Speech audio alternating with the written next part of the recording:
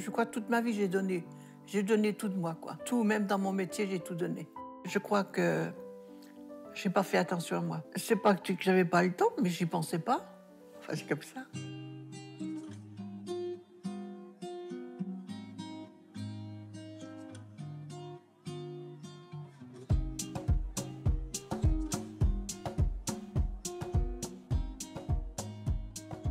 Je m'appelle Berthe, le prénom de ma grand-mère paternelle. Je vais avoir 81 ans au mois de janvier 23 et je suis née à Shanghai jusqu'à 4 ans et demi. Et après, nous avons pris le Pasteur, le dernier voyage du Pasteur pour venir en France, un énorme bateau. Pourquoi je suis partie de Shanghai? Eh bien parce que mon père était militaire et que les Japonais arrivaient et que les Chinoises étaient très mal vues quand elles étaient associées à des étrangers. Ma mère, elle avait 20 ans, elle a rencontré un petit Français, elle a eu 3 enfants en Chine. Alors comme les Japonais arrivaient, tout le monde a été évacué. Les militaires ne voulaient pas de ramener des Chinois. Il est arrivé à se marier en dernier moment et comme ça, on a pu prendre le bateau pour revenir. Sa mère habitait Nancy, donc on est revenu directement à Nancy. Alors c'était une pauvre femme. Il faut dire qu'en 46, tout le monde était pauvre. Il n'y avait pas d'argent. Dans la vieille ville de Nancy, dans un quartier très pauvre. Et pour nous recevoir, je me souviens très bien de ça, on était dans la cuisine, une grande pièce, comme ça il y avait un âtre là, une table, 2 chaises. Elle avait mis au coin de la pièce une couverture et nous sommes restés là quelque temps, dormir sur la couverture, maman et mes 2 frères et moi. Ma mère a continué à avoir des enfants. Ben, nous étions 11 enfants et je suis la deuxième, la première des filles. Ça, c'est très important, j'étais le bras droit de maman. Et puis, vous savez, les Chinois, les enfants, ils devaient obéir aux parents, ils devaient faire ci, ils devaient faire ça. C'était comme ça, tout le temps, quoi. Et après, nous sommes venus dans cette masure-là. On a une sœur qui est venue au monde et c'était l'été. Il n'y avait pas de fenêtre, il n'y avait pas de porte, il faisait une chaleur très terrible. Et ma sœur, j'ai eu une petite sœur qui est morte au bout de 3 jours de déshydratation, voilà. Et ben pour moi, c'était de l'esclavage, hein. Je devais tout à tout le monde, hein. Il fallait faire attention à tous les enfants. Maman, quand elle accouchait, elle avait un petit. Elle s'occupait pratiquement du petit, puis une fois qu'elle en avait un autre, c'était les autres qui s'occupaient de... Voilà, ça s'enchaînait sans arrêt. Oh ben, elle a fait 11 enfants, même pas 20 ans, hein. Je ne m'en rendais pas compte. Mais quand je me suis mariée, elle dit qu'elle a pleuré pendant 1 an parce que j'étais partie. Je me suis mariée à 20 ans. Eh bien parce que j'étais son soutien. J'étais celle à qui elle pouvait parler. C'est pas avec mes frères qu'elle pouvait parler. Mes sœurs non plus. Je crois que mes sœurs n'ont jamais été aussi proches de maman que moi, quoi. Il fallait que je l'accompagne pour tout, que je lui parle, que je lui lise le journal. Non, elle parlait chinois. Et moi aussi, je parlais chinois. Donc, il a fallu apprendre le français puis dire tout à maman. Quand j'enlève mes lunettes, je suis asiatique. Et quand je les remets, je suis fagoning. Fagoning, ça veut dire française.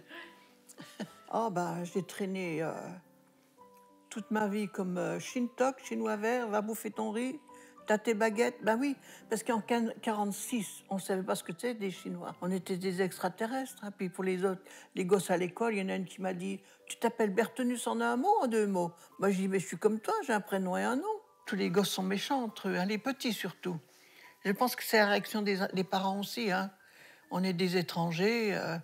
C'est comme en ce moment, c'est tous les étrangers qui font le mal, qui font, enfin, etc. Quoi. Alors ça, c'est maman, là. D'accord. Elle était veuve assez jeune, enfin, elle était veuve. Oh, qu'est-ce qu'elle pleurait, elle disait.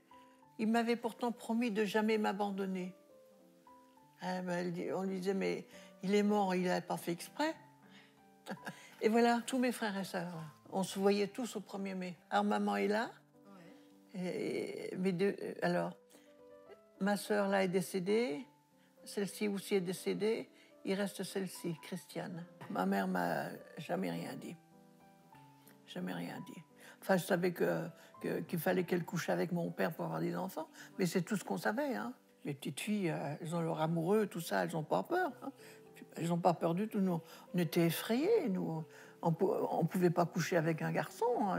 On serait enceinte tout de suite. Hein. Vous imaginez bien. Et le gros problème que j'ai eu quand même, Ça passera jamais. Mon premier amoureux, quand il était à Nancy, il était tué à Nancy. On était d'accord, tout, il était gentil. Le soleil s'est élevé, j'étais heureuse, heureuse. Et puis il est parti, on s'est écrit pendant un bout de temps. Et puis un jour, j'ai reçu un courrier. On ne peut pas continuer parce que tu es chinoise et que tu as 10 frères et sœurs. Le ciel m'est tombé sur la tête. Hein. J'étais plus rien, j'étais rien. J'avais aucune valeur. Donc je n'étais pas reconnue. Le vrai mot, c'est être reconnu. Il me refusait parce que j'étais pas les mêmes origines que lui, et puis que j'étais pas assez riche parce que lui, il était d'une famille aisée, et voilà. Et après, il y avait le garçon là, donc avec lequel je me suis mariée. Il m'aimait. Oh. Et c'est grâce à son amour que je me suis reprise, quoi. Pourquoi? Parce que j'avais de la valeur tout d'un coup. C'était pas vrai, je valais quand même quelque chose, puisqu'on m'aimait. Hein? Et voilà, donc je me suis laissée aimer. Voilà. Seulement, c'était un garçon de la campagne. Puis à la campagne, c'est pareil, on savait pas ce que c'était que les shintok. Hein? J'ai dit à ma belle-mère, vous savez, il faut quand même que je vous dise, je suis à moitié asiatique. Eh bien, je suis pas d'accord, qu'elle m'a dit. Qu'est-ce qu'elle me raconte? Je suis pas d'accord. Alors, puis elle a dit, de toute façon, mon fils ne reculera pas, et pour ne pas le perdre, je suis obligée d'accepter. Et pourtant, c'était une femme intelligente. Vous allez me voir quand j'avais 20 ans. Comme j'étais belle, je ne sais pas si c'était moi, ça devait être moi. Voilà, vous voyez, on ne me reconnaît pas. Alors voilà, elle est mariée. Ah, incroyable, mon mari ne me rappelait plus qu'il était comme ça. Et voilà, ça c'est ma belle-mère. Pourtant, elle était gentille comme ça. Mais vous savez, c'était l'histoire de religion aussi chez eux. Vous savez, à la campagne, c'était la religion. Mais là, quand j'étais en retraite, j'ai eu le bonheur d'avoir Charlotte, qui est née 1 mois après ma retraite. Charlotte, la deuxième fille de ma fille. C'était tous les jours à les avoir, tous les jours à aller la chercher à la maison, la ramener. Je l'ai vue grandir. Tout le monde va rigoler, mais je l'appelle mon Jésus. Je crois que toute ma vie, j'ai donné tout de moi, quoi. Tout, même dans mon métier, j'ai tout donné. J'ai fait 15 ans comme infirmière et 21 ans comme ergothérapeute. C'est aider les gens à vivre, quoi, et puis à prendre son identité, à savoir qu'on existe, quoi. Hein, parce que les malades mentaux, ils sont malades, ils savent plus qu'ils existent, ils savent plus rien faire, puisqu'on on les enferme dans un hôpital, on les enferme, et ils ne sont plus rien. Avant d'être infirmière, je n'avais pas 18 ans à l'époque. Je faisais un stage chez un marchand de charbon. Et mon mari, il était comptable au premier étage. Et puis tout d'un coup, il s'est décidé à aimer quelqu'un. Parce que c'était quelqu'un de très intériorisé, qui dit rien, heureusement qu'il a quand même décidé de se trouver une femme. Je me suis mariée, nous avons eu 2 filles. Il a assisté à la première naissance de Sylvie. À la première naissance, on n'aura plus d'enfants, qui dit, ça fait trop mal. On a eu comme une 2e fille. C'était un vrai bonheur d'avoir une fille. Hein. Enfin, c'était pas une fille, d'avoir un bébé, quoi. Hein, c'était quelqu'un que j'allais aimer, voir grandir. Ah là là, c'était un véritable amour. Oui, mon mari a 88 ans. Ça fait 3 ans qu'il est handicapé, physique, parce qu'il a un Parkinson, qui est amplifié, bien sûr, et puis une leucémie. Et il y a 3 ans, vraiment, il était pratiquement mort, parce que le Parkinson lui avait coincé l'estomac. Et il a perdu 10 kilos, il a déliré, il était pratiquement mort, quoi. Hein. Et puis il est revenu. Voilà. C'est qu'il avait envie de vivre. Voilà, alors il a fallu... il est resté 101 jours à l'hôpital. Tous les jours, je suis descendue. Et puis, il a fallu lui apprendre à manger, à marcher, il fallait le laver au lit, etc. Il a fallu se battre pour avoir un lit médicalisé double. Parce que l'histoire, il faut que j'en parle aussi, pour les Parkinson, j'étais en réunion souvent pour les aidants. Parce que toutes les dames que j'ai rencontrées, elles avaient des maris handicapés à cause du Parkinson. Mais je dis, vous êtes le compagnon de l'handicapé. Donc, il a sa place près de vous. Et lui, elle, vous avez sa place, et lui, il a sa place. Il ne faut pas le faire coucher dans une autre chambre. Hein? Vous devez être là comme s'il n'avait pas de handicap. Parce que la plupart du temps, les gens, ils disent « Oh, il sera mieux dans une chambre ». Donc, il n'est plus votre compagnon. Si vous êtes à côté de lui comme s'il n'était pas handicapé, eh ben lui, c'est lui qui fera la force de tenir.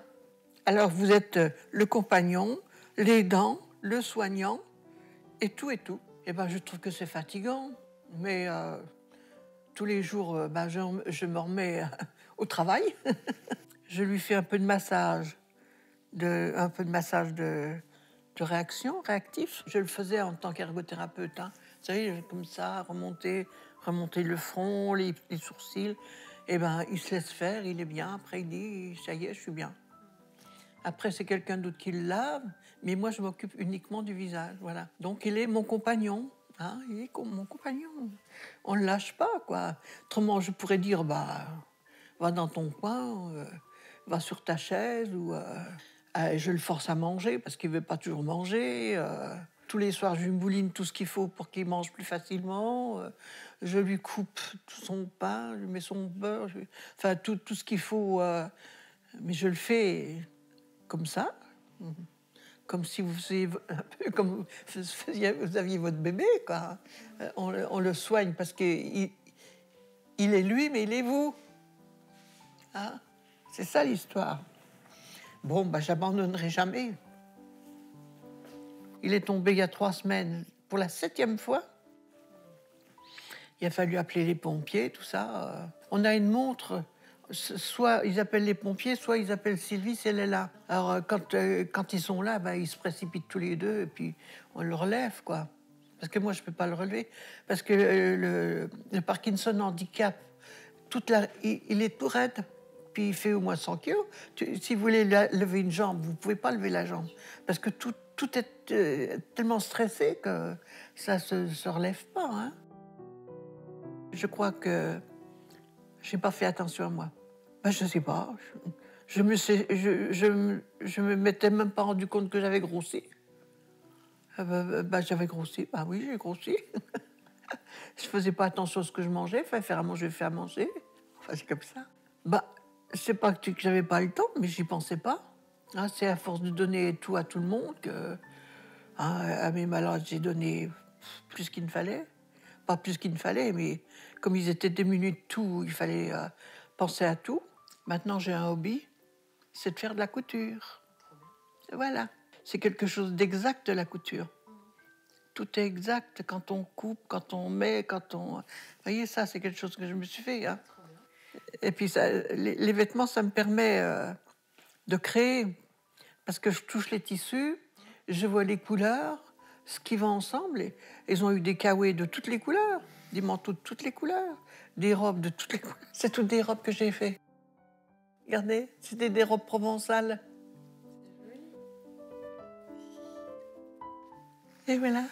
À l'avenir, j'espère que mon mari tiendra longtemps. Bien qu'il n'en prend pas l'air, mais enfin, parce qu'il maigrit beaucoup. Les Parkinson ont tendance à maigrir. Il a une cousine du côté de sa mère, qui a le Parkinson, qui a à peu près l'âge qui est devenue une maigreur. Elle a vraiment plus que la peau et les os, c'est terrible. Mais il a le cœur solide, il va encore tenir. Et puis alors, une chance, j'ai quand même la chance derrière moi, c'est qu'il n'a pas perdu la mémoire. Il a tout son esprit. Il a même de l'humour. Hein, il a encore des bons mots. Hein, malgré qu'il dit c'est trop long quand on est vieux comme ça, parce qu'il a peur de perdre ses dents. Il voit pas clair, il devient sourd. C'est à peine s'il arrive à parler. Mais je dis tant pis, pousse-toi un peu. Voilà. Et je lui achète des pantalons, des pulls. On continue comme ça, comme une vie normale, quoi. Voilà. Je crois qu'il faut qu'il y ait une vie normale jusqu'au bout.